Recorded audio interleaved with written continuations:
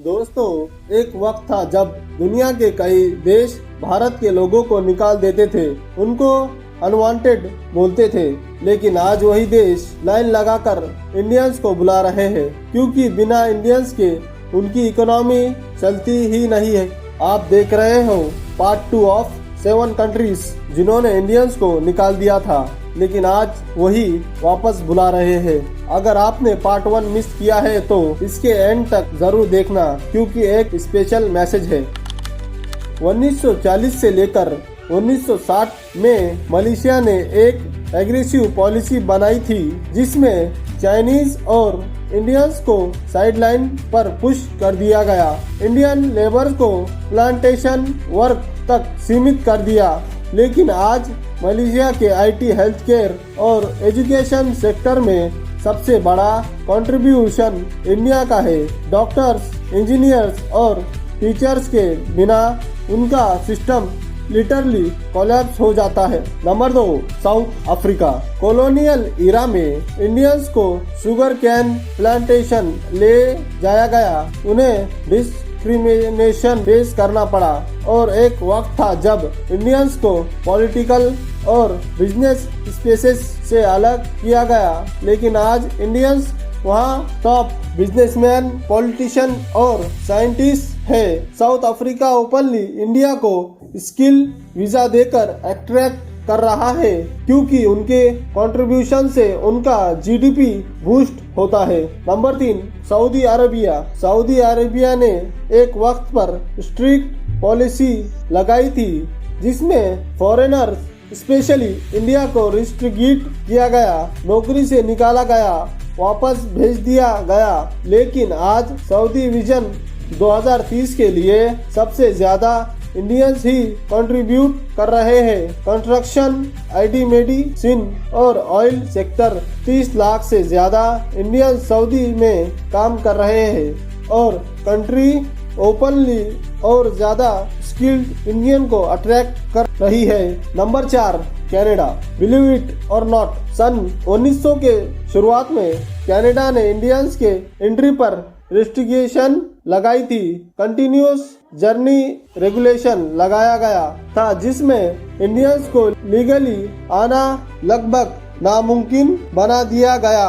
लेकिन आज कनाडा की खुद की इकोनॉमी और पॉपुलेशन क्राइसिस है और सबसे बड़ा सपोर्ट इंडियंस से ही मिल रहा है। Doctors, truck drivers, IT professionals, Canada literally base India से इमिग्रेशन इंक्रीज कर रहा है। Number 5, Tanzania. 1960 से 70 में तंजानिया ने एक सोशलिस्ट वेव के दौरान इंडियंस और एशियंस के बिजनेस को नेशनलाइज कर लिया।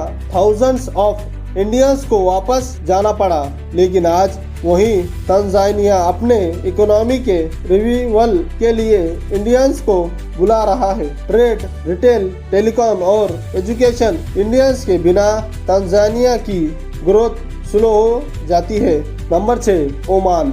गुल्फ कंट्रीज में एक वक्त था जब ओमान ने भी स्ट्रिक्ट कूटेस लगाया, इंडियंस को फोर्सफुली निकालना शुरू किया था। लेकिन आज ओमान के पोर्ट्स, हाईवेज और टेलीकॉम नेटवर्क्स इंडियंस के बगैर इमेजिन ही नहीं हो सकते। वहाँ के सुल्तान ओपनली इंडिया से पार्टनरशिप इनहेंस कर रहे हैं। इंडियंस अब ओमान के इकोनॉमिक बैकबोन बन चुके हैं। Number 7, Singapore. शायद शॉकिंग लगे, लेकिन अर्ली इंडिपेंडेंट के बाद सिंगापुर ने इंडियंस को एक सेकेंडरी कम्युनिटी के रूप में ट्रीट किया। अपॉर्चुनिटीज लिमिटेड थी और डिस्क्रिमिनेशन ओपन था। लेकिन आज सिंगापुर के डिप्टी पीएम से लेकर टॉप सीईओ तक इंडियंस है। आईटी और फाइनेंस सेक्टर में इंडियंस की डिमांड इतनी है कि गवर्नमेंट स्पेशली इंडिया से टैलेंट अट्रैक्ट करने के लिए पॉलिसी बना रहा है। दोस्तों, हैरानी देखिए, जहां कभी इंडियन को निकाल दिया गया था, आज वही कंट्रीज उन्हें अपने इकोनॉमी की बैकबोन बनाने के लिए वापस बुला रही है। ये सिर्फ नंबर्स का खेल नहीं है, भारत के टैलेंट और हार्डवर्क की जीत है।